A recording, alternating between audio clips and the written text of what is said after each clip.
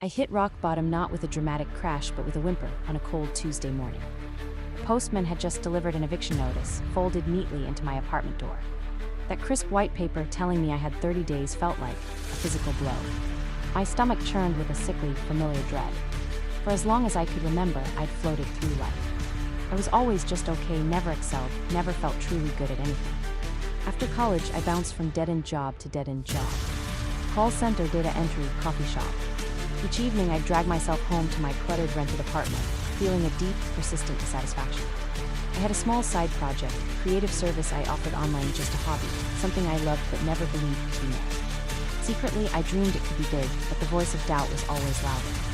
You're not smart enough, you don't have the connections, you'll fail. So I'd tell myself I was too tired, too busy, and spend my evenings watching TV or scrolling, letting the hours bleed away. Unpaid bills piled up, a constant reminder of my financial tightrope. My apartment was perpetually a mess, a mirror of my inner chaos. I felt like a fraud, always on the verge of collapse. Rent was always late. My credit score was a joke. I remember looking at my reflection in the foggy bathroom mirror, seeing not me, but a ghost of my potential, trapped in procrastination and fear. That eviction notice was the final straw. It wasn't just about losing my apartment, it was about losing the last shred of dignity. Something snapped inside me. I was tired of feeling powerless. Tired of my own excuses. That very morning, still reeling, I made a small, almost insignificant decision. I need to get up before the world wakes up, I whispered. My goal wasn't to immediately start working on my grand dream. It was simpler. I set my alarm for 5 a.m. Not to jump straight into work, but just to sit, make coffee, and plan my day. Just 5 minutes, no more, no less. I knew if I aimed for something too big, I'd just quit. This tiny habit felt achievable, even for someone as paralyzed by inaction as I was. The first morning, that alarm shrieked in the dark. Every fiber of my being screamed to hit snooze. It was cold, my bed was warm, my mind already making a list of reasons why this was a silly idea. But the image of that eviction notice burned. I dragged myself out, stumbled to the kitchen, and made cheap instant coffee. I sat at my wobbly table, a single light on, and with a cheap pen and paper, I wrote down 3 tiny tasks for my side project: send 1 email inquiry, research 1 competitor, write 1 paragraph of a blog post. The list felt monumental. That day, I only managed to send the email, which was met with silence. But I did it. The next morning, 5 a.m. again.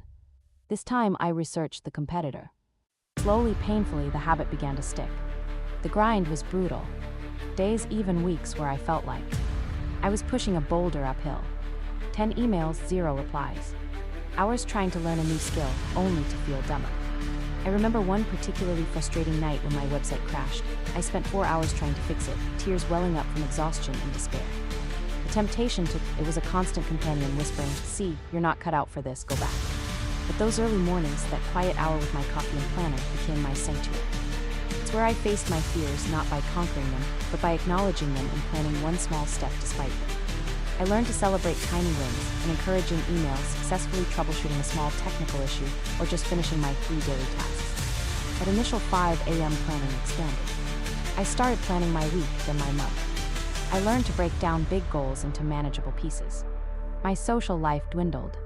My diet consisted mostly of ramen and rice. My day job felt like a cage, but it funded my dreams, so I pushed through, building an escape route. I remember one pivotal moment. I had to cold call a potential client I deeply admired. My hands shook, my voice was hoarse. I rehearsed for an hour. When I finally dialed, they didn't answer. Relief, then profound disappointment. But instead of giving up, I left a confident voicemail. 2 days later, they called me back. It wasn't a huge project, but it was my first real paying client for service I loved doing. That small win ignited a fire. It showed me fear was just a feeling, not a barrier. The breakthrough wasn't a sudden flash of genius or a single lucky break. It was the cumulative effect of hundreds of tiny, consistent actions. It was waking up at 5 a.m. day after day, week after week, month after month. It was the resilience I built every time I failed and chose to try again. I realized that progress wasn't about perfection, it was about showing up. Eventually, my portfolio grew. My skills sharpened. Word started to spread. One day, a much larger client, someone I'd only dared to dream of working with, reached out to me directly, having seen my work. That project not only paid more than my entire month's salary at my day job, but it opened doors I never imagined. The moment I looked at my bank account and saw my business income officially surpass my day job income was surreal. I cried. Not from sadness, but from overwhelming relief and accomplishment. Quitting my day job was terrifying, but it felt right. For the first time, I paid my rent early, with money I had earned entirely from something I built. I wasn't a fraud anymore. I was a creator, a business owner, someone who showed up for herself. The biggest takeaway from my journey is this: you don't need a grand plan or boundless motivation to start.